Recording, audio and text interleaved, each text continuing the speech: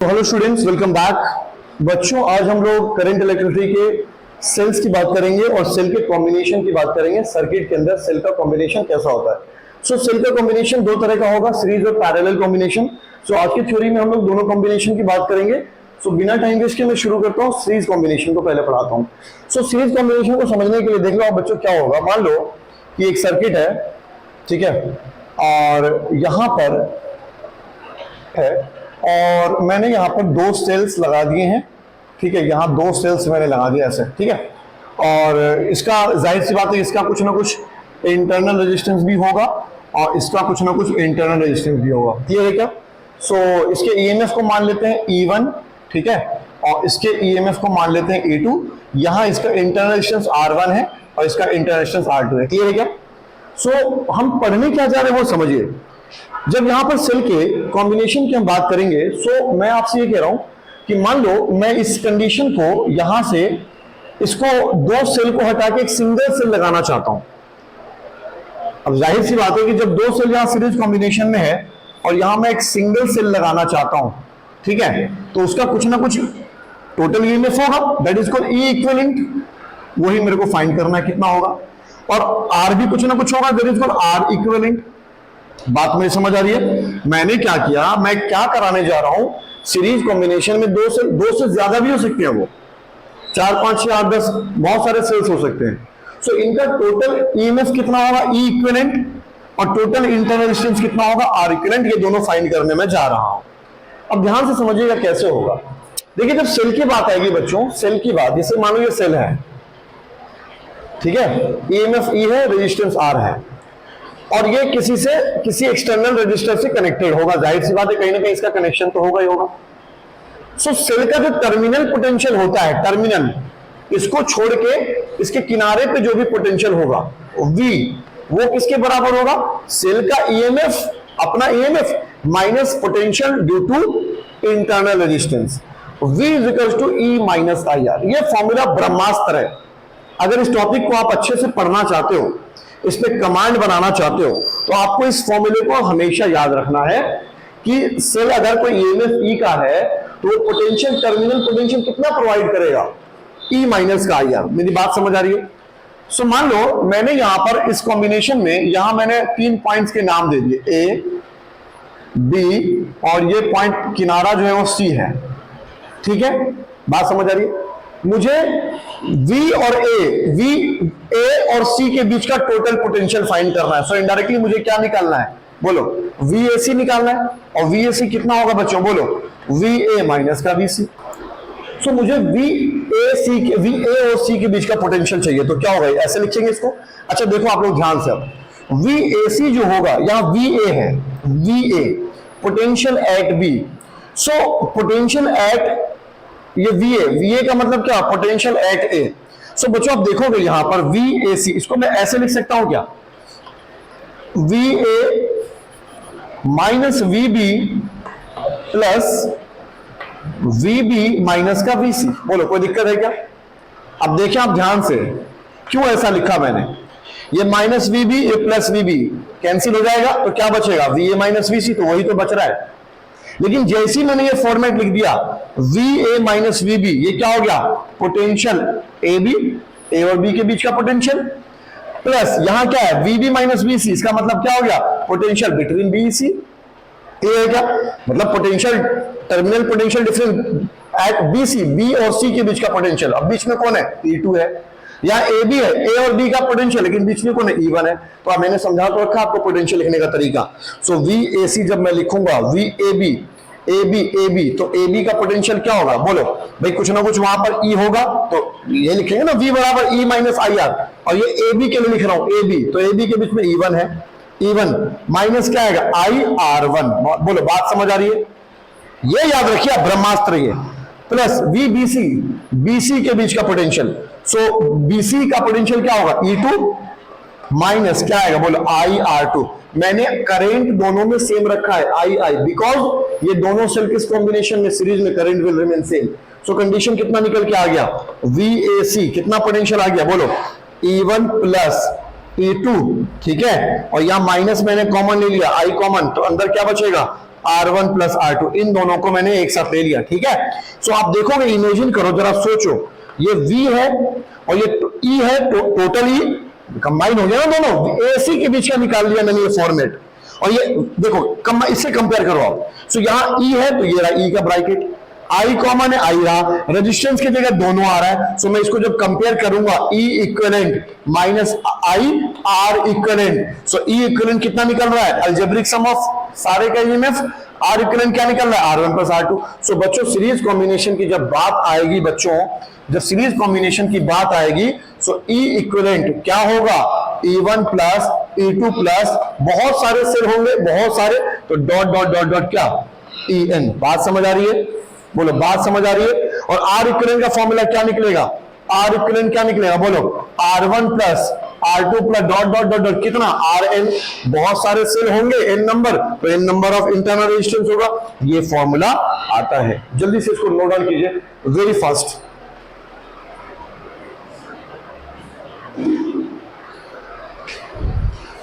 जब मैं इस दोनों को कंबाइन करके सिंगल अगर मैं इस तरह से सिस्टम बनाऊं बच्चों, तो मुझे ईएमएफ कितना आएगा, यहां पर कितना लेना पड़ेगा, E1 प्लस E2 ये वाला, और R इक्विवेलेंट क्या होगा, R1 प्लस R2। सो ये किसकी बात हो गई, ये तो बात हो गई बच्चों किसकी, सीरीज कॉम्बिनेशन की, ठीक है। आइए कम टू पैरेलल कॉम्बिनेशन। अब आते हैं पैरेलल कॉम्बिनेशन की, हम लोग बात कर लेते हैं, ठीक है। Parallel combination, so parallel combination में आपको थोड़ा समझना होगा। देखिए एक बात समझिएगा, इसमें जब सीरीज कॉम्बिनेशन की बात आएगी, सो सीरीज कॉम्बिनेशन में क्या होता है बच्चों कि potential V varies, potential change होता है अलग अलग, ठीक है। पोटेंशियल अलग अलग पोटेंशियल था, तभी तो इस तरह से फॉर्मेट लिखा है। लेकिन करंट देखो आप, यहां भी करंट आई, यहां भी current I, I remain same, V varies, I remain same. ये दिमाग में रखना है कि सीरीज कॉम्बिनेशन में पोटेंशियल सारे रजिस्टर के पास, सारे ईएमएफ के पास पोटेंशियल अलग अलग होगा, और करंट क्या होता है, सेम होता है, ठीक है। करंट क्या होगा, सेम होगा। पैरेलल कॉम्बिनेशन में पोटेंशियल सेम होगा, लेकिन करंट अलग अलग नेटवर्क में अलग अलग होगा। क्योंकि करंट से क्यों अलग अलग होगा बच्चों, क्योंकि यहां पर एक नेटवर्क से कई सारे नेटवर्क बन जाते हैं। तो चलिए अब हम लोग पैरेलल कॉम्बिनेशन की बात करते हैं, ठीक है। सो पैरेलल कॉम्बिनेशन के लिए मुझे यहां पर ईएमएफ बनाना होगा 2,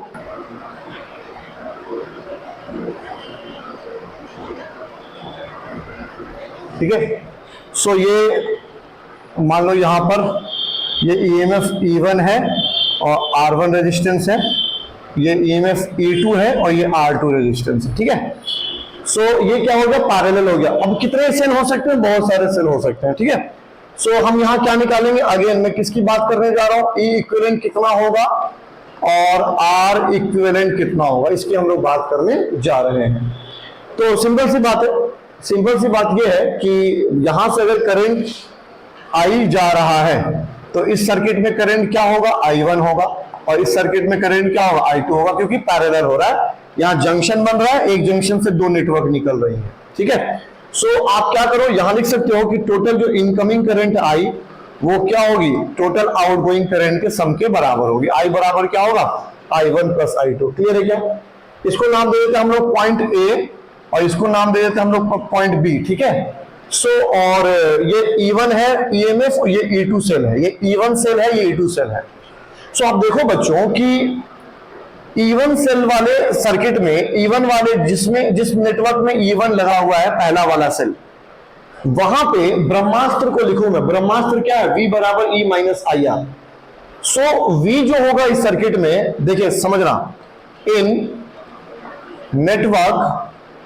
नेटवर्क ऑफ सेल E1 वाले सेल के नेटवर्क में, है ना, V जो होगा वो क्या होगा, E1 माइनस IR1 लिख सकता हूं मैं, बोलो लिख सकता हूं। और यहां IR1 तो लिखना नहीं होगा, I1 लिखना होगा, क्योंकि पैरेलल में करंट दोनों में इधर इधर अलग है। मेरी बात समझ आ रही है। सो अगर मैं यहां से I1 निकालूं बच्चों, I1 निकालूं, I1 तो I1 कितना निकल के आएगा भाई, बोलो E1 minus V upon R1। Agree कर रहे हो, मिला लो, E1 minus V upon R1, ठीक है। अच्छा, सिमिलरली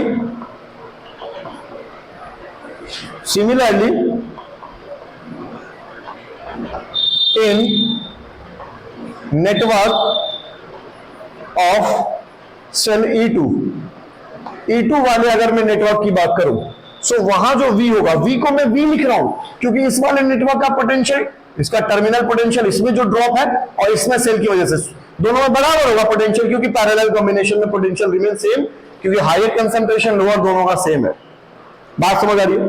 सो कितना निकल के आएगा V, बोलो कितना निकल के आएगा V, E2 माइनस I2 और R2। क्लियर है क्या? ब्रह्मास्त्र ये रहा आपके पास, इसको मत भूलना बच्चों। सो यहां से अगर मैं बच्चों I2 निकाल दूं, I2, सो I2 क्या निकल के आएगा बोलो, E2 माइनस का V अपॉन कितना निकल के आएगा R2। बोलो बात मान रहे हो आप मेरी, एग्री कर रहे हो? मैंने I1 I2 को निकाल दिया। क्यों निकाला? क्योंकि I1 I2 की वैल्यू यहां पे डाली जाएगी। सो क्या निकल के आएगा, I बराबर देखो I1 की जगह पे क्या लिखेंगे, E1 minus V upon R1, ठीक है, प्लस E2 अब माइनस का V अपॉन क्या आएगा R2। क्लियर है क्या? बात समझ आ रही है? इसको ऐसे लिख लेते हैं हम लोग, चलो अलग अलग कर लिया, E1 upon R1 minus V upon R1 plus E2 upon R2 minus V upon R2। बोलो बात समझ रहे हो? कोई दिक्कत तो नहीं है? सो यहां क्या लिख लिया मैंने, I बराबर E1 upon R1 plus E2 upon R2, और इन दोनों फैमिली में से मैंने कॉमन निकाल लिया क्या, माइनस का V निकाल लिया, इनमें से माइनस का V निकाल लिया, तो क्या बचेगा 1 upon R1 plus 1 upon R2। बोलो बात मेरी समझ रहे हो? सो यहां से कंडीशन कितना आ गया, बोलो कितना आ गया, बोलो E1, इसका एलसीएम ले लेते हैं, E1 R2 प्लस E2 नीचे क्या आएगा R1 R2। बोलो एग्री कर रहे हो इस बात से? बात समझ आ रही है? और यहां क्या निकल के आएगा, माइनस का V, और यहां क्या आएगा, बोलो यहां एलसीएम ले लीजिए, तो क्या निकल के आएगा R2 प्लस R1, और नीचे क्या रहेगा R1 R2। बोलो बात मेरी समझ आ रही है? इतना लिख दिया मैंने, कहानी लिख दी। कैसे भी करके आपका टारगेट होना चाहिए कि आप इस पूरे फॉर्मेट को इसकी तरह कर दो, इसकी तरह। सो V अकेला होना चाहिए, इधर E और IR वाला फैमिली होना चाहिए। तो मैं इस पूरे फॉर्मेट को ऐसा बनाना चाह रहा हूं। सो इस पूरे परिवार को मैंने इक्वल इधर ले आया और I को मैंने उधर शिफ्ट कर दिया। तो मैं इसको ऐसे लिख सकता हूं, V into R1 plus R2 upon R1 R2, ठीक है। और ये क्या हो गया, इधर आ गया, क्या निकल के आएगा E1 R2 plus E2 R1 upon कितना आएगा, बोलो R1 R2 माइनस का क्या हो गया, I आ गया इधर। बोलो बात मेरी समझ आ रही है? अब देखो हमें तो V को अकेला करना है, इसको भाई ऐसा करोगे आप, ऐसा फॉर्मेट V बराबर E equivalent minus R equivalent, तभी तो कंपेयर करके E और R लिख सकते हो आप नेट टोटल। सो मैंने क्या किया, इस पूरे परिवार को इधर भेज दिया, क्योंकि मुझे V को अकेला करना है, अकेला तनहा। तो क्या निकल के आ गया, V बराबर क्या निकल के, ये पूरा परिवार इधर आ जाएगा। सो ये पूरा इससे भी डिवाइड होगा और ये पूरा इसके नीचे भी आएगा। सो जरा समझिए, जब ये इसके नीचे आएगा तो क्या कहानी बनेगी, मैं यहां कर देता हूं, आपको लिख के दिखा देता हूं, वहां जगह नहीं है ना। सो क्या आएगा, E1 R2 plus E2 R1 upon पहले से नीचे कौन है, R1 R2, ठीक है। और ये परिवार नीचे आ गया। सो जैसे ही नीचे आएगा, भाई इस पूरे को आप इसके नीचे ला रहे हो ऐसे, या ये तो पहले से फ्रैक्शन में है, ये एक और फ्रैक्शन आ रहा है, तो सबसे नीचे वाला सबसे ऊपर चला जाएगा, क्या हो जाएगा R1 R2, और नीचे कौन रहेगा R1 प्लस R2। बोलो बात मेरी समझ रहे हो? इससे ये वाले भाई सब चले जाएंगे और यहां क्या होगा, इसके नीचे ही आएगा। सो R1 R2 ऊपर चला जाएगा। सो क्या बनेगा, माइनस का I क्या होगा R1 R2 upon R1 plus R2। बात मेरी समझ रहे हो आप लोग? बात मेरी समझ रहे हो? सो कंडीशन क्या बन के आ गया, यहां पे क्या बन के आ गया कंडीशन, यहां पे कुछ इस तरह, जब इसको नीचे शिफ्ट करोगे तो ऐसा बनेगा, E1 R2 plus E2 R1 upon R1 R2, ठीक है। और यहां कौन आएगा R1 R2, और नीचे कौन रहेगा R1 प्लस R2, ठीक है। प्लस यहां क्या आएगा I, और इसके नीचे ये आ रहा है, इसके नीचे। सो यहां पे R1 R2 ऊपर चला जाएगा और नीचे कौन बचेगा R1 प्लस R2, ठीक है। कर लो, ये इससे चला गया, हाँ। तो क्या बचा, V बराबर E equivalent, V E equivalent. So E equivalent पे कौन बन रहा है, ये पूरी फैमिली आ रही है, E1 R2 plus E2 R1 upon R1 plus R2। E1 R2 plus E2 R1 upon R1 plus R2, ये पूरा परिवार आ गया। और माइनस क्या है I, और ये क्या है R1 R2 upon R1 plus R2। तो जैसे ही इस पूरे परिवार को मैंने इससे कंपेयर किया, V बराबर E equivalent minus R equivalent, इस फैमिली से कंपेयर किया। सो E इक्विवेलेंट पे कौन आ रहा है, ये पूरी फैमिली आ रही है, ये पूरी फैमिली आ रही है। और R इक्विवेलेंट पे कौन आ रहा है, ये पूरी फैमिली आ रही है। सो मैं लिख सकता हूं यहां पर कि पैरेलल कॉम्बिनेशन के केस में E इक्विवेलेंट जो होगा वो कितना आएगा, बोलो E1 R2 plus E2 R1 upon क्या आएगा R1 प्लस R2। ठीक है, बात समझ आ रही है। और R इक्विवेलेंट जो होगा वो कितना होगा, बोलो R1 R2 अपॉन कितना आएगा R1 प्लस R2। ठीक है, अच्छा इसको अगर मैं रेसिप्रोकल कर दूं, 1 अपॉन R इक्विवेलेंट लिख दूं ऐसे, तो ये भी रेसिप्रोकल हो जाएगा, ऊपर नीचे, ये ऊपर चला जाएगा वो नीचे आ जाएगा। सो जब ये ऊपर चला जाएगा ऐसे R1 प्लस R2 और नीचे R1 R2, सो R1 से R2 कर जाएगा कि क्या बनेगा 1 upon R1 plus 1 upon R2। ठीक है, सो ये क्या हो गया 1 upon R equivalent. So parallel combination में E इक्विवेलेंट ये होगा आपका, ठीक है, और रेजिस्टेंस क्या होगा, ये होगा। मतलब ये बिल्कुल रजिस्टर की तरह है, पैरेलल कॉम्बिनेशन का रेजिस्टेंस रेसिप्रोकल करके आप निकाल देते, वही तरीका है। सो ये आपका सीरीज और पैरेलल कॉम्बिनेशन है। उम्मीद करता हूं आपको चीजें एकदम समझ आई होगी। नोट डाउन कर लीजिए जल्दी से आप लोग। सो बच्चों एक चीज और है यहाँ पर, नोट डाउन कर लिया सबने, नोट डाउन कर लिया, बिठा दूं, चलो देखो यहाँ पर एक चीज और है। अगर मैं यहाँ पर E इक्विवेलेंट को, E इक्विवेलेंट और R इक्विवेलेंट को डिवाइड कर दूं, जैसे मैंने ऐसा कर दिया E equivalent upon R equivalent, तो क्या निकल के आएगा, E इक्विवेलेंट क्या है E1 R2 plus E2 R1। ठीक है, और कौन है R1 प्लस R2। ठीक है, और अपॉन में कौन आएगा R इक्विवेलेंट, क्या ये है R इक्विवेलेंट। सो क्या है R1 R2 upon R1 plus R2। बोलो बात मेरी समझ रहे हो। सो ये क्या हो जाएगा, कैंसिल आउट, बोलो बात समझ रहे हो। सो क्या बन के आ गया E1 R2 plus E2 R1 upon क्या आएगा, बोलो R1 R2। सो यहां पर E equivalent upon R equivalent क्या निकल के आ गया, देखो E1 R2 upon R1 R2, ये मल्टीप्लाई में दोनों, तो R2 से R2 क्या हो जाएगा, कैंसिल हो जाएगा। तो क्या निकल के आ गया E1 अपॉन R1 प्लस, यहां पे इसको अलग अलग कर लो, तो R1 से R1 कट गया, E2 upon R2, E2 upon R2। बात समझ रहे हो। तो ये भी रिलेशन याद रखिएगा। सो अगर बहुत सारे यहां पर सेल होते तो ये रिलेशन ऐसा चला जाता, E1 upon R1 plus E2 upon R2, और n नंबर होते तो क्या होता है nवे का REN अपॉन RN। सो ये आपका पैरेलल कॉम्बिनेशन का फॉर्मेट बनता है। ठीक है, सो सीरीज कॉम्बिनेशन और पैरेलल कॉम्बिनेशन मुझे उम्मीद है याद हो गया होगा।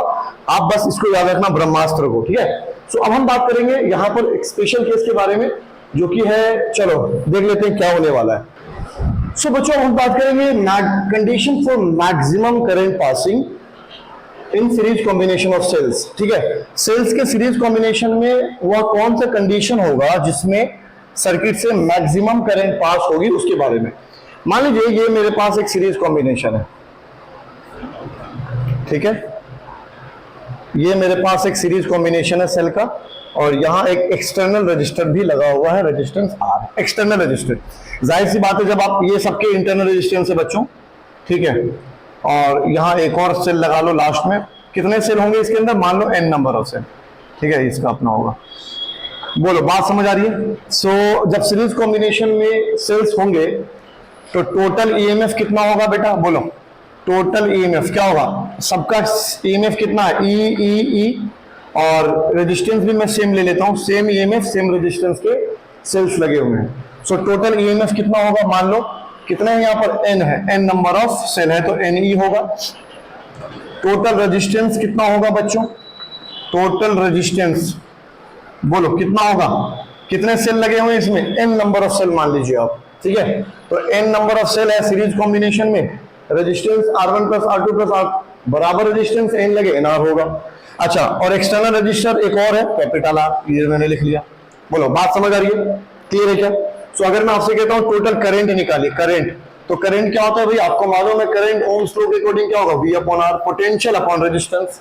सो पोटेंशियल टोटल कितना है NE, और यहाँ कितना है NR plus capital R resistance. बात समझ आ रही है।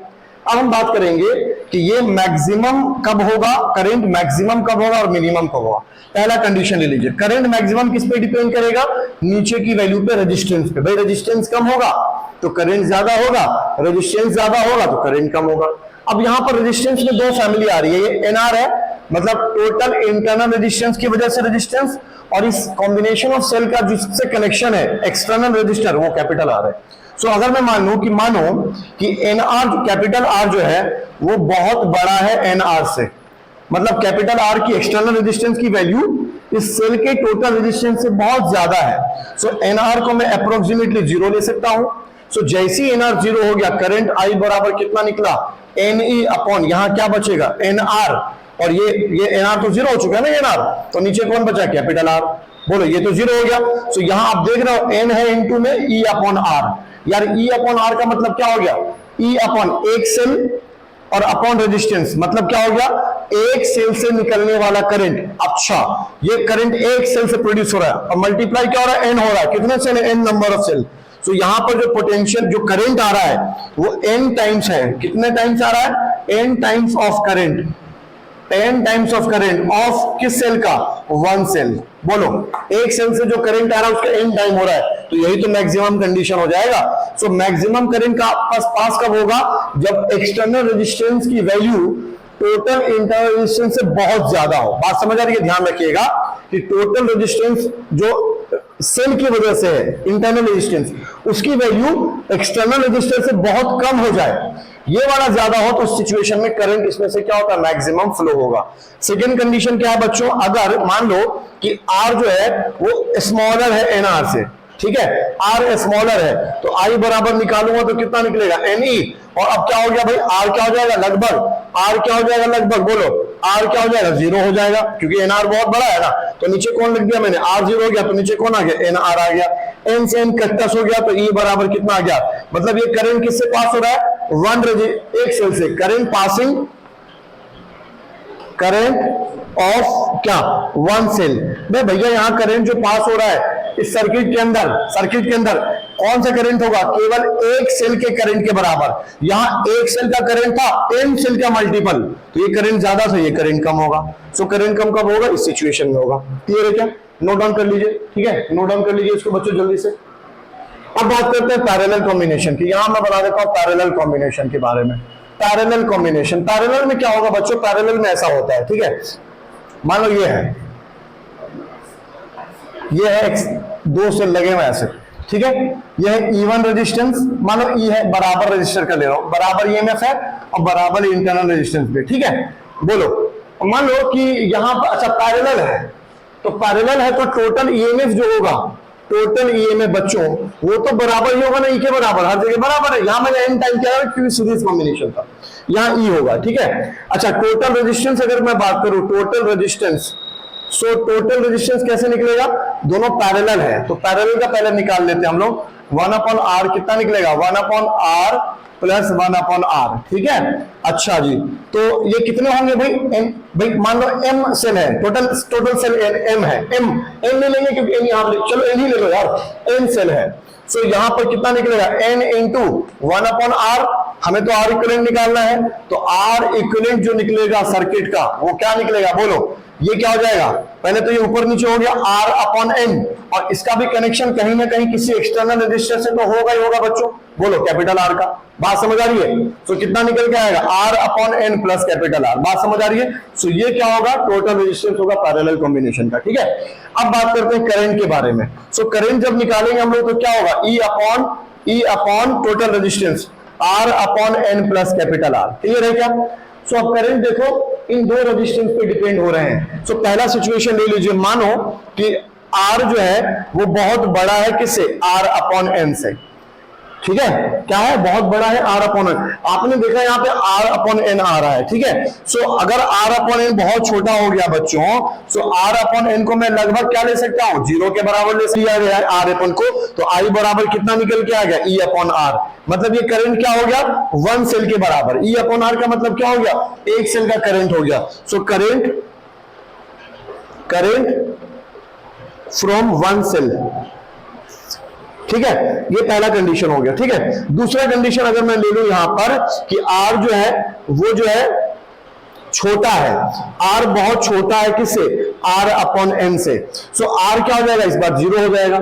सो आई बराबर कितना आ गया बोलो, E upon R upon N, ये तो 0 हो गया ना, नीचे एन है ऊपर चला गया।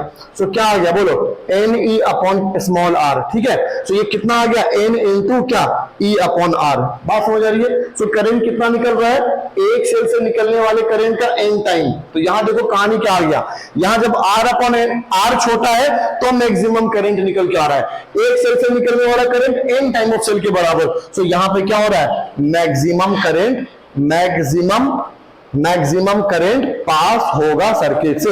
कब, जब एक्सटर्नल रेजिस्टेंस क्या हो, कम हो। यहां पे एक्सटर्नल रेजिस्टेंस जब ज्यादा था तो मैक्सिमम करंट पास हो रहा था। यही कहानी है मैक्सिमम करंट के कंडीशन की। Thank you so much for watching guys, bye bye.